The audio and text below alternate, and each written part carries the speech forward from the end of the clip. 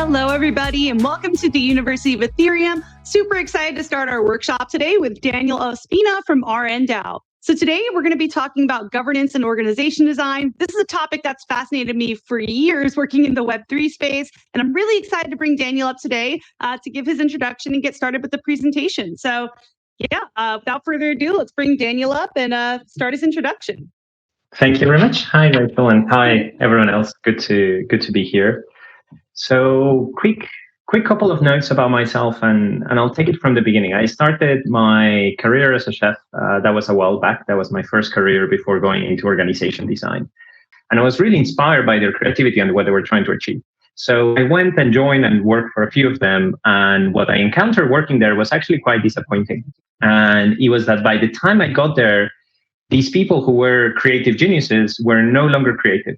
Instead of that, they had become really stressed, depressed, alcoholic, drug addict, sometimes even suicidal. It was quite a shock. I was like, oh, wow, I thought I wanted to become one of them. And actually, I really don't want to end up like them. So why is it happening, right? Mm-hmm. And so it was kind of like this thing of realizing that once you got to that position, once you got to the top, you had so much pressure on that you had so little space to explore new ideas, so little space to try new things, so little space to take new risks. You were so much surrounded by all of these people who thought that you were a certain particular way. And if you move away from that, it was kind of like really hard to have room to experiment and expose yourself to new ideas.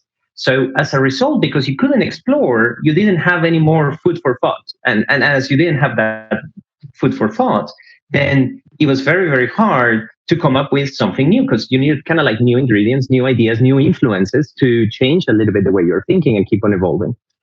And at the same time, these kind of like super famous people were surrounded by crowds of young, passionate people like myself who were going there because we couldn't stop thinking about the topic, because we were so full of ideas, but we didn't know how to turn those ideas into practice.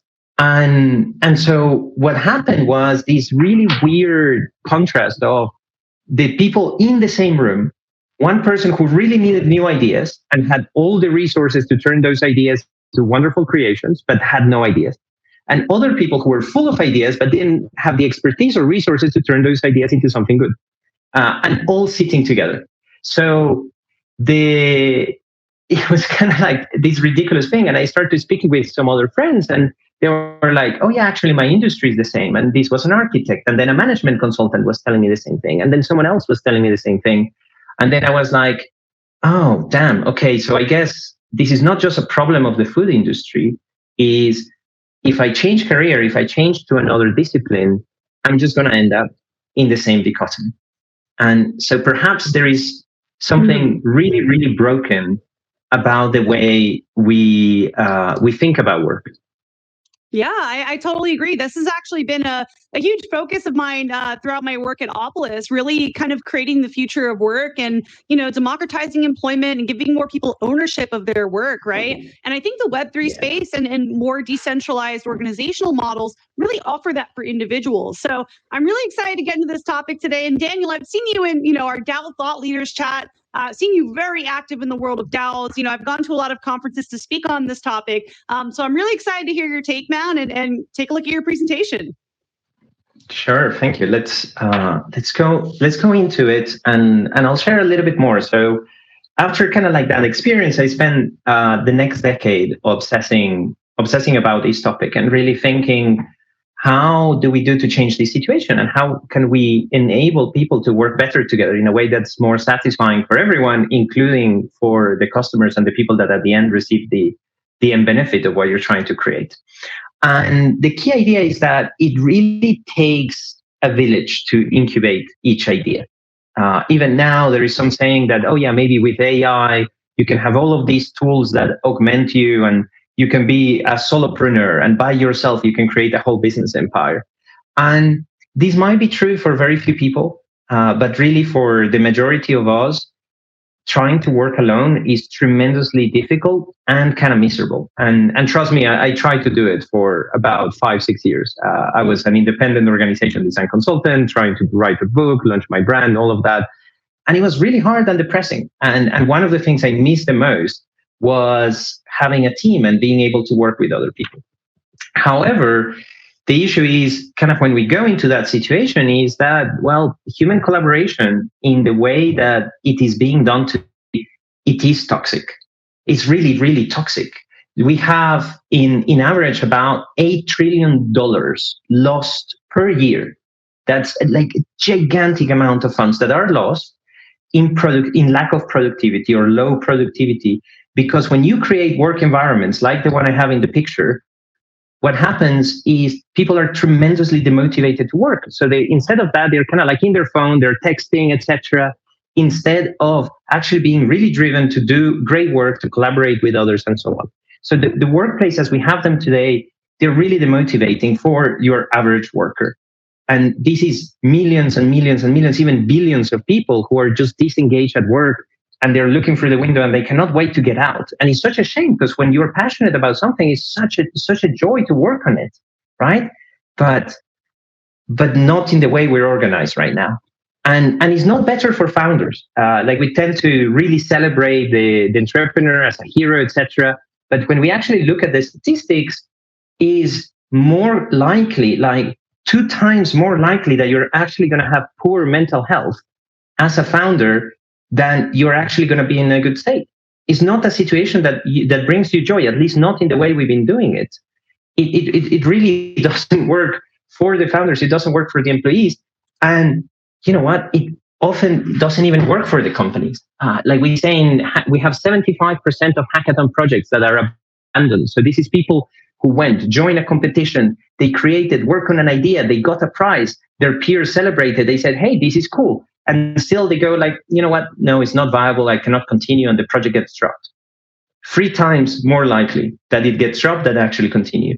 And for accelerated startups that are trying to go after a big market, a big opportunity, the chances are not better. The chances are that 9 out of 10 will fail. In fact, people tend to think that building tech startups is a great way to become a millionaire. And statistically speaking, it is not. It is a lot more likely to affect your mental health and make you poor. And this is a tremendous drama because we rely on all of this innovation. We actually need a lot of challenges solved for society to work. Like there are so many different challenges in the world that need solving. So we really need to find better ways to collaborate and make this happen.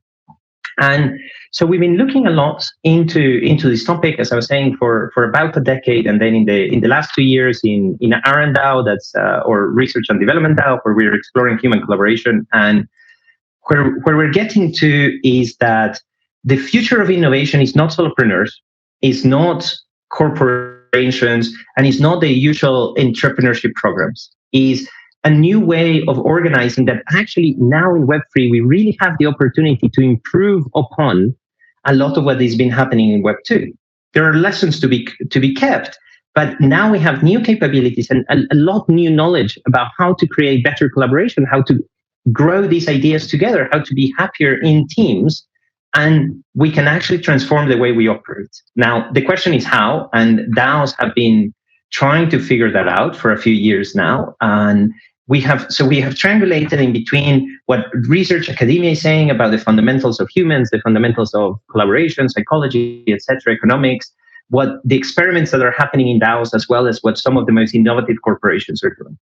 And where this is leading us is essentially that where we're heading is an organization shape that is multiple teams, where each team is independent, but together they become interdependent. So it's not lone startups, it's not separated, it's not solopreneurs, every man for his own or every person for their own, is not coming together and having to subjugate ourselves as part of a massive corporation where we lose our identity, we lose our autonomy, we lose our independence. But it's a new concept that is in the middle, interdependent, where we can collaborate, but without losing ourselves in the other. And what this looks like is that you have these different teams that have a little bit of cross ownership between them and that really support each other. So you end up with this expert community that you have gathered around a key thematic area. So whether that is Hire, which is now the #1 IoT company in the world, and they are focusing on consumer electronics mostly, or in our case, we're focused on collaboration tech, and building solutions for that, or whatever other vertical that you're focused on, but you have this expert community of teams. then a lot of collaboration between them, sharing learning, sharing talent, sharing reference access to customers, etc. So it's not about like trying to keep everything for yourself, but the more you share, the more the others share, and you end up in this sort of open source approach that creates more than the sum of the parts for everyone. And then the other thing is you want modularity and composability. So you essentially want a solution that focuses on doing only one thing, very, very narrow, but does it very, very well. And then when you have multiple solutions like that, they become like Lego building blocks, each serving a different role, but you can piece them together and create more complex solutions. So that's the composability side, is that you can compose very complex value propositions, like things that are actually quite complicated. And if you think about an organization, there is a lot that needs to happen. People need to schedule meetings. They need to manage a community. They need to have some analytics. They need to coordinate tasks. They need to prioritize. They need to reward contributors. So there is a lot of different problems interlocking. And if each of these tools is created in a modular way, then it can be plug and play with different options depending on what you need for each team. And so these can really, really accelerate innovation where you don't have to build everything by yourself. You can just pick all of these different Lego pieces and together build the solution that you want. And then, of course, this is based on the idea that each team is very, very independent. So they can have the freedom to sense and respond and explore which opportunities around make the most sense and where they can create the most value. So essentially, this changes quite a bit the way we've been operating. So instead of these hierarchies where there is a boss that delegates authority to other people and then they delegate authority to others down, but the person at the top can overrule everyone else. So it's no longer that pyramid. Instead of that, it's a network.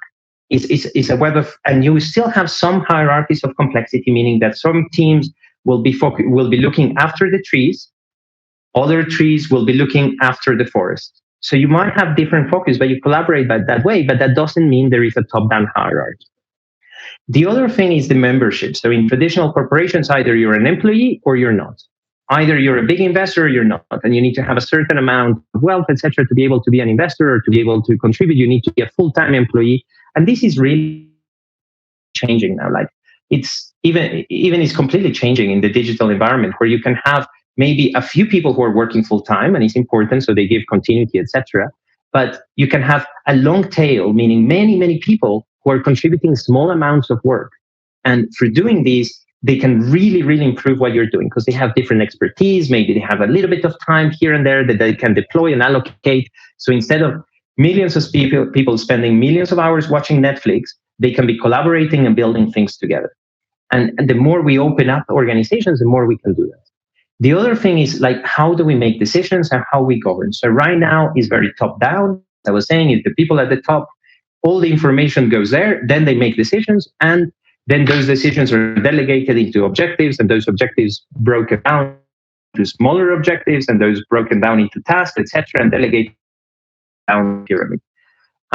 At the same time, it's really about wealth. So the more wealth you have, the more shares you can have in a company, and the more control you can have. So instead of that, if we break these down into smaller teams, the question is how these smaller teams coordinate. And in very good part for an internal market. So let's say instead of the executives deciding, you HR department, we're going to give you this much money, and you marketing department, we're going to give you this much money. Instead of that, the teams can agree in between them. When the marketing department needs to hire someone, they can agree that the HR department is going to do that for them for a specific fee. And so they're providing a service, and you're creating a sort of internal market, a market in between units that have trust in each other because they're part of the same organization, that know each other, etc., that can collaborate, that they all win by the collective winning. So these are very pro-social markets. These are, say, markets where there is a lot of goodwill for the other. And then the other thing is the idea of multi-stakeholder. So there's a lot of obsession about voting, and if you ever try to participate in politics, you essentially get to choose between candidate A or candidate B, and usually both candidates suck. And that's the issue. Is that you only get to choose in between the options that have been decided. But what is different stakeholders, meaning the different types of people, the different interest groups that participate in an organization. So usually these can be workers or contributors, then you can have users or consumers or the people who are buying the product, the offering.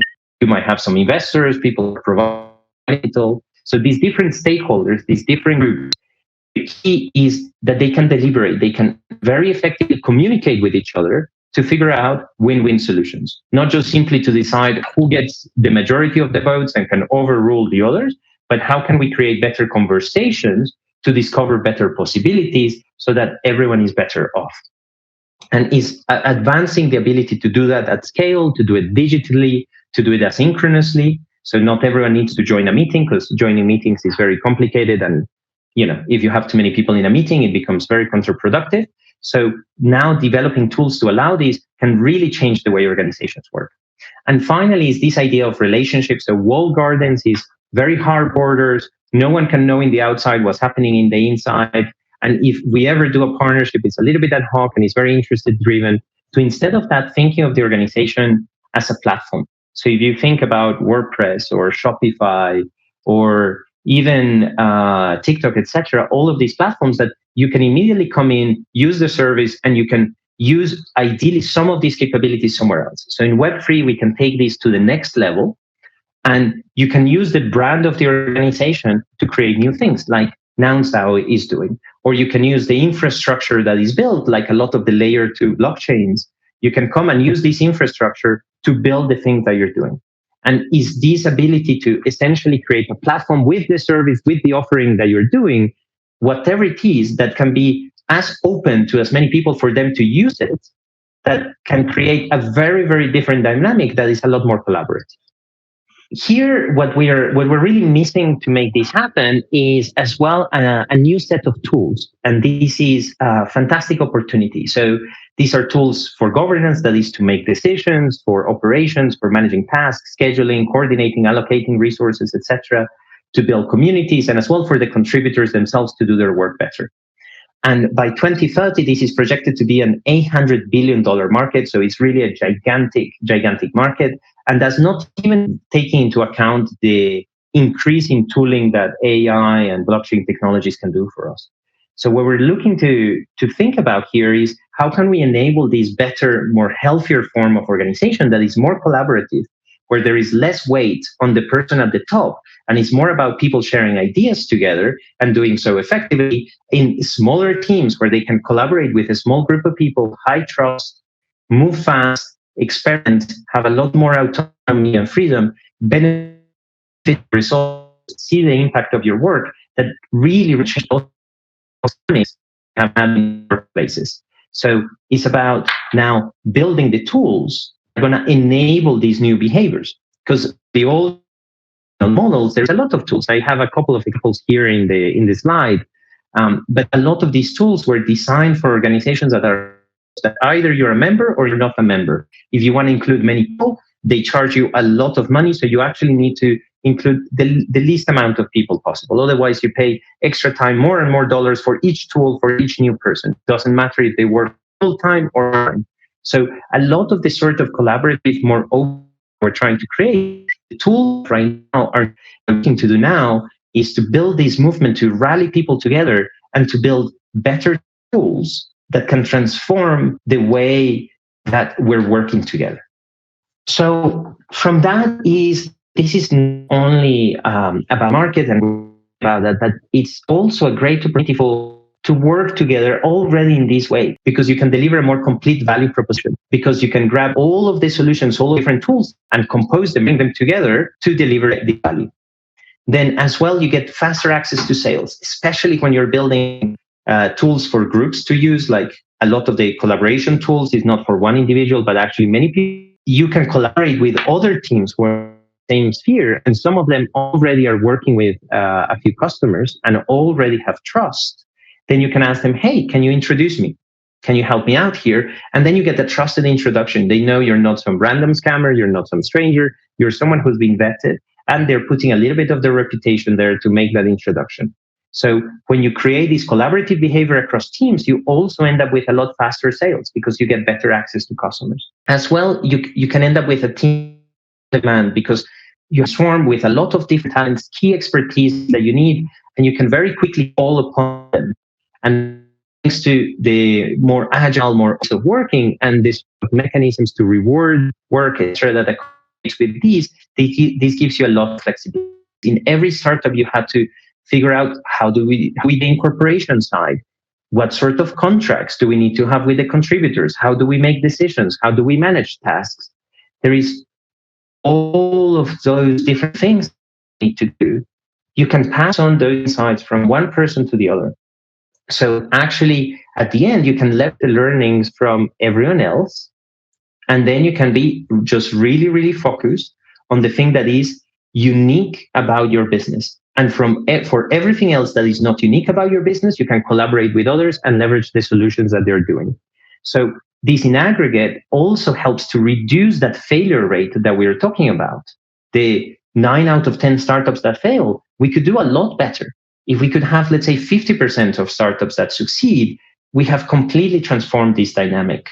We have really, really changed the lives of entrepreneurs. Like if they have 50% chance of failing instead of 90% chance of failing, well, you're going to be less stressed. Your mental health might be a little bit better. If you can collaborate, have a little bit more human connection, etc. And that's all because of applying this community, this swarm sort of methodology that is now starting to emerge that we can think about. So in that sense, what we're doing here, and now is talking a little bit about the work that we've been doing, and I'll tell you a little bit more to see who might be interested in collaborating, which is really the core of what we're trying to pitch here and evangelize, is that we're trying to unlock human potential by empowering digital swarms, and doing that through this ecosystem of modular products or small products focused on a small thing, but collaborating together, that creates this sort of swarm, which I'll go to explain in a second what that means. So essentially, we have thought about how is it that a lot of startups fail. And the issue is very, very often that you start to build something, but know if anyone wants that thing. So instead of building first, in a hackathon or join Accelerate, first we start with research, and we want to understand the problems of the users very, very well, and then we share that. Research publicly, so that the other people can get in contact with it, can start to learn, and then thanks to that, you also attract contributors, and you start to attract people who have that problem as well, who start to see you as like, oh, this person is looking very deeply into this problem I have. They can probably help me out later on, or they might know a thing or two that I want to use. By doing this research first and learning, like doing it vertically in social media, transparently, talking with others, sharing the journey that you're doing, start to the community, and you build a movement around you. Which then goes to, when you have really deeply understood the problem, then going to the venture formation stage, where you're trying to understand what sort of solution is going to work for that problem. So we help people assemble a team, develop minimum viable products or big products, and then start to iterate, start to test different things, and continue learning and continue evolving until we can end up with all the different teams that are building, that have found a product, have found a good opportunity for them, are starting to deliver value for users. And so we're now talking about a portfolio of products that can support each other through this cross-selling, cross-marketing, essentially advertising each other, and all of these positive collaborative dynamics that we're talking about. And so as this grows and evolves, these teams themselves, they start to have other needs. And there is enough of these teams that new ventures can be created to support them. And so you start to have a whole venture ecosystem that is finally this whole vision of the swarm, where you have a whole network of different teams working together, serving hopefully millions of customers, and really changing the way that we're working. So that's basically it. If you are interested to learn more about it, you're very, very welcome to join us, to engage with us. Our website is RNDAO.io, and there you can find the links. We're always looking for people that are interested to contribute to one of the ventures, to join one of those teams, who are interested in starting a new team to tackle a new opportunity, and as well for those who have already a venture and they want to find other collaborators and work together as part of the swarm. The whole idea is that this is an open organization, a platform, and the more people we bring together that are doing good work, that are passionate about this mission, the further we can all go. Thank you. Wow, Daniel, absolutely fantastic presentation. You're just lighting me up over here. All things future of work, organization design. I absolutely love it. So I do have a couple notes that I wrote just on some of the views here. I really love the collaborative approach for the swarms. Although on slide 6, I did see a mention of solopreneurs. And I'll give a bit of a contrasting take here. I think merging, right, the solo entrepreneur kind of mission with the more collaborative approach might be a good solution towards work in the future. And I'll tell you why. I think collaboration is the key to also working together with aligned values, right? And thank you for bringing up slide 6. Yeah. So some of the work that I've been doing in the space is helping people to incorporate and become their own boss.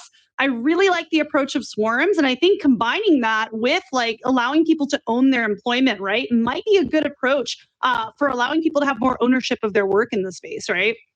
Yeah, no, your intake on this too. Yeah, absolutely. I mean, what we want is ultimately that each person is the master of their own destiny. They can make their own decisions. They're not subservient to some big anonymous organization that just want to extract their labor. Now, the way to do it and what we're advocating is don't go and do it alone, completely separate and isolated, but find your collaborators, find your swarm, find the people you can work with. And yes, you can set up as an independent person, but then once you have set up your own business, there is also the possibility of you can create a little bit of cross ownership with other people. You can create some revenue share agreements. You can create different ways of collaborations. And the more you build that community, that mesh, that net, right, that swarm where you're close with others, then the day you're sick or the day you're ill or whatever happens or you need a hand, you're going to have all of these people that just come around you and lift you up. Yeah, like almost like a cooperative framework. I really like that. Something you mentioned about merging solutions and like kind of combining strengths through partnerships could really help to combat, some of the statistics you've shared about the number of startups that actually fail and, like projects that go through these hackathons and don't continue to, be projects. I think really combining partnerships and kind of like this network effect of collaboration could really help more projects to be more successful in the space. Now, I do have some questions. I see some people in the YouTube comments asking some questions, and I have a few for you myself. So I'll start with the first question here. Okay, so the first one is, what are the major pitfalls that you've seen, both from contributors and from founders, that they fall into or fallen into when starting a decentralized organization or while contributing to them? Yeah, well, I mean, those are many different questions, but let me try to tackle them bit by bit. The first thing is when people try to start an organization, they think that the only way they can do it is doing it alone and doing it their way, and that they're the first ones and the only ones who have the right solution. And very, very often, they might come across other organizations that are maybe a little bit related. And instead of thinking, how can I collaborate with this existing organization and maybe reaching out and sharing your idea and seeing whether you can build together with the existing organizations, people start building alone and they start building a new thing and they go, oh yeah, but that organization has problem XYZ. And it's like, yes, it has that problem because you haven't come and collaborated with them and solved it together, because you could go and make that organization better. Now, if you, instead of just jumping in to start the new thing, you look around, you do a little bit more your research, you reach out to the other people who are working in that, and you say, hey, this is what I want to do. Is there any way I can collaborate with you? Some people are not going to be interested. Some people are going to be like, no, I'm busy, whatever, go. But many people are actually going to be open. And in many cases, you might realize that you can stand on the shoulder of giants and you can leverage all the work that people have already done to get faster and better to your thing. But that also requires, well, learning how to collaborate with people. And that requires us learning first what it is that's really important about what we want. What's the things that we're not willing to compromise on? And what are the things that we can have some compromise, that we're open to evolving our ideas and trying to be a little bit open-minded about it, is also kind of putting our ego down. Many of us want to be the next Elon Musk, but in practice, Elon Musk is not particularly happy either. And so, right? So it's like, if we can do work on ourselves, work on our personal development, learn how to collaborate, learn how to relate, communicate better with other people, those kind of like soft skills become really, really foundational to make these things work better. So essentially for founders starting, the advice is twofold. Then I'll drop a third point after that is, don't try to be the hero of your own tiny kingdom. Find a way to build a gigantic, more beautiful cathedral with many other people working together. And so reach out, try to collaborate. Don't think that those organizations are close, etc. Work on yourself, work on your basic foundation skills. How do you communicate? How do you manage your emotions? How do you manage your ego? All of that. Go through therapy is going to do wonders for you, especially entrepreneurs. Loads of us who are inclined this way, we have a lot of trauma to heal. Everyone needs some therapy. So just go and clean up your shit. It will make you a lot happier and it will make you more successful. I think that's one of the best kind of words of wisdom that I've heard on these workshops, Daniel. That's absolutely amazing advice for founders and even contributors to projects like DAOs. So yeah, I also have another question on YouTube, the YouTube comments here. So we got Time. Thanks for joining us, Time. So Time is asking, and this kind of ties into the last answer you gave. So he asks, burnout is real. How do you get participation from the community that is not educated to participate and skeptical about the space because of the bad actors? Yeah, that's an excellent question. And I guess the answer, like where my thinking is at in this area, is for people to participate, you need to make it worthwhile to participate. And that means, first, you need to have a compelling mission.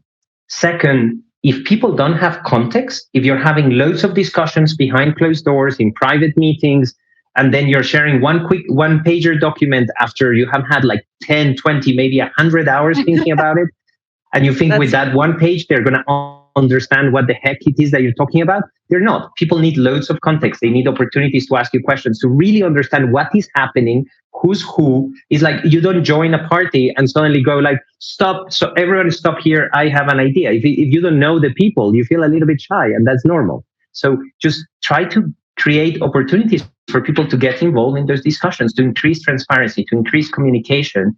And then third, people are not going to contribute if it's not worthwhile for them.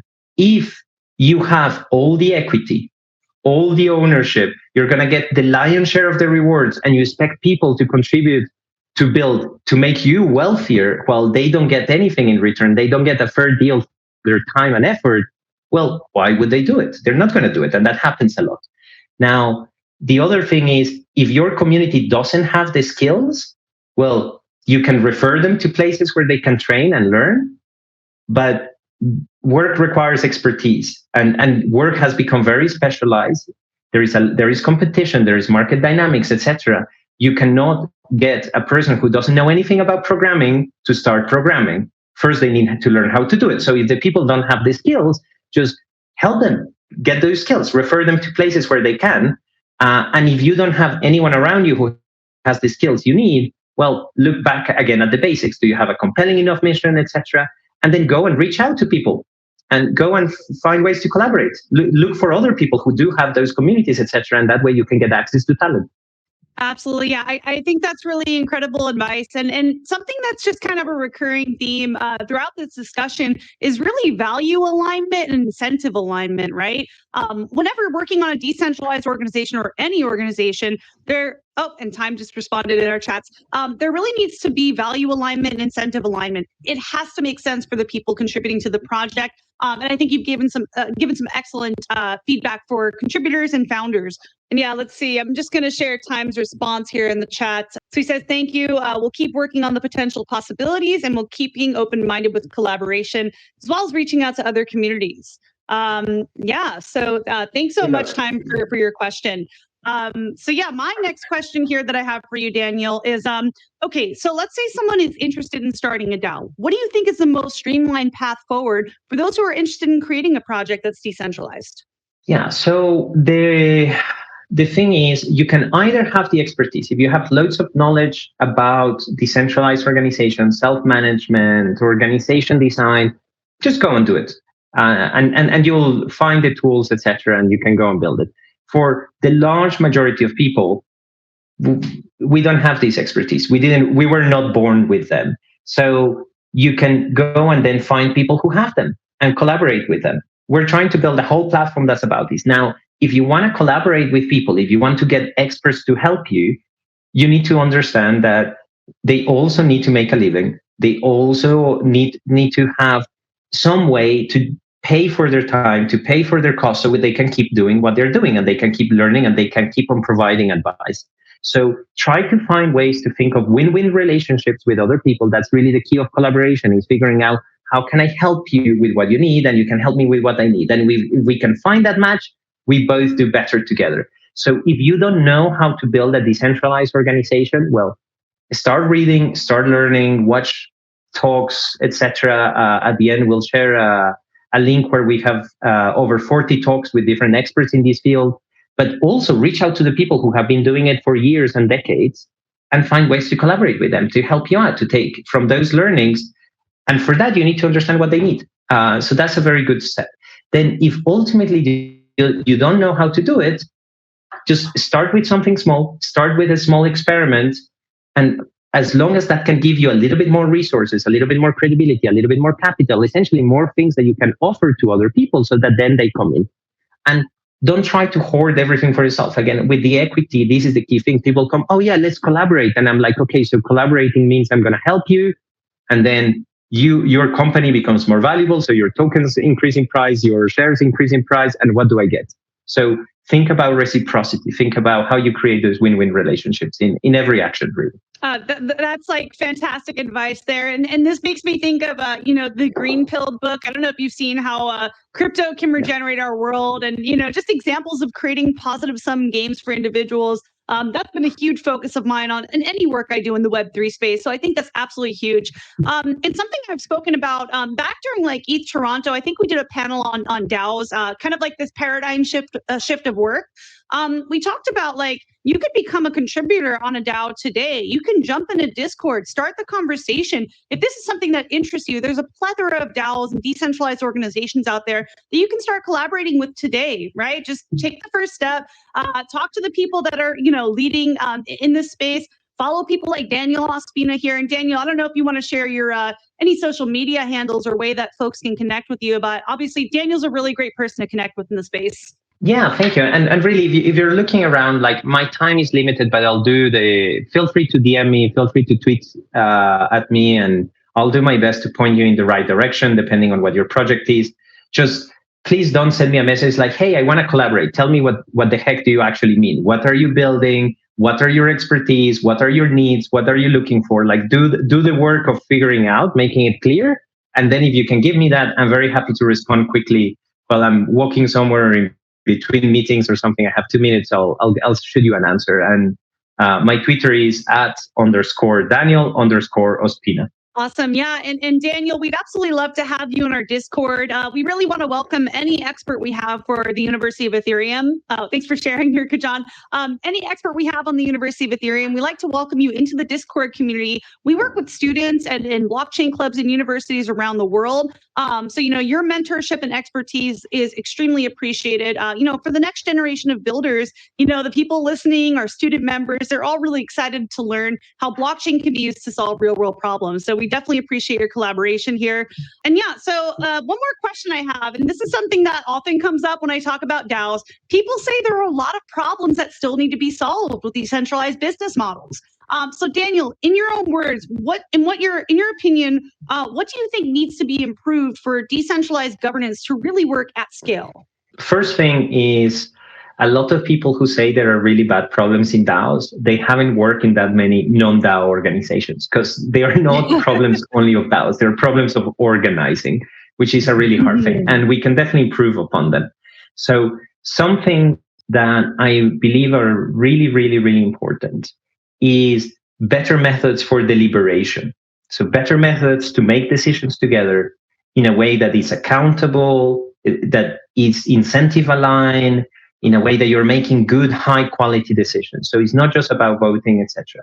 And then one of the biggest barriers that I see is figuring out good legal structures so that people can co-own businesses together, so that they can collaborate more effectively, and having the whole legal setup structure that enables this is one of the big problems. We're putting a lot of energy in researching this at the moment. And if you're interested in these challenges, like really come to us and let's find a way to tackle them together.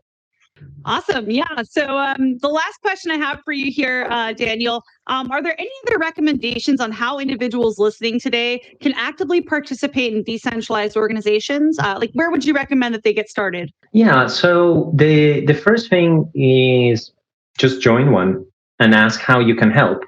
Now, kind of coming back to this idea of introspection, be very clear about what are your skills, what are the things that you know how to do.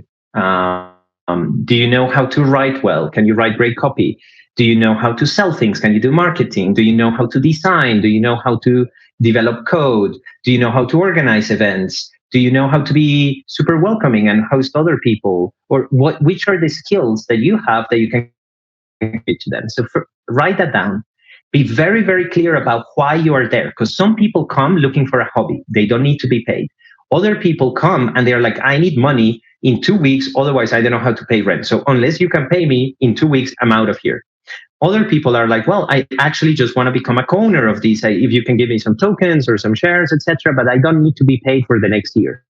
Some people have already a full-time job and they're available in the evening. Some people have maybe 50% of their time available. So just be very clear on what it is that you can bring and offer to the organization and what it is that you want in return. What are your needs? We call them selfish needs. Is I want to learn X, Y, Z. I want to earn money this way or this much. And if you can be very clear about that, then that makes it a lot easier for people in the organization to tell you, yes, this is a way, or actually, I don't know how you could contribute to this organization because it's not a fit.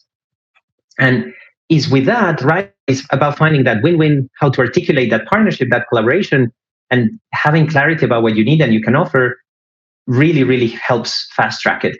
And in some communities, they might not help you. Just make sure that they're being honest, make sure that they're saying the thing. Not everyone is a good guy out there. But if you join 2 free communities, you will very quickly spot the difference. If they're talking all the time about you're going to get rich quick, token price goes up, that's not the place you want to be in. Probably find the people who are really passionate about building together. Yeah, absolutely. Definitely look for the communities that are more about, incentive alignment, value alignment. Communication is huge, Daniel. I'm really glad that you brought that up. Having effective communication on teams is so important. And Daniel and I have been around in the DAO space. We've seen the way it can go when there isn't effective communication on teams. So that's absolutely paramount for a successful project. Shared vision, shared responsibility, shared asset, and the team working together towards a collective goal. It's all really important. And communication is the glue that holds that together. So yeah, we are getting to the end of the workshop here. So Daniel, typically we end off by giving some parting words of wisdom to our attendees and our listeners today. But I also want to say for everyone listening who signed up to our newsletter, if you're not able to make this, you will see a recap in our newsletter. And we also have some fun things coming up in the next week or so. We're, getting ready for the road to ETH Denver. So I know a lot of people listening are excited for ETH Denver. I see you in the comments time. And yeah, we're also really excited here. And there will be some community Twitter spaces that UETH is going to start hosting starting next week. So we're really excited for that. So Daniel, I'll pass it off to you for any parting words of wisdom that you'd like to share with our listeners today.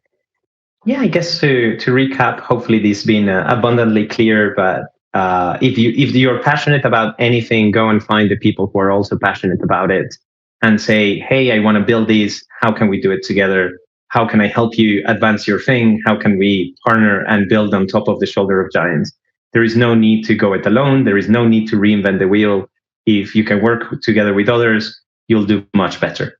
Awesome. Well, Daniel, we really appreciate you coming on to the University of Ethereum today. We'll see you in the Discord. And thank you, everybody, for tuning in today. Thank you, everyone, for listening and the questions. Thank you, Rachel. Bye-bye. Okay.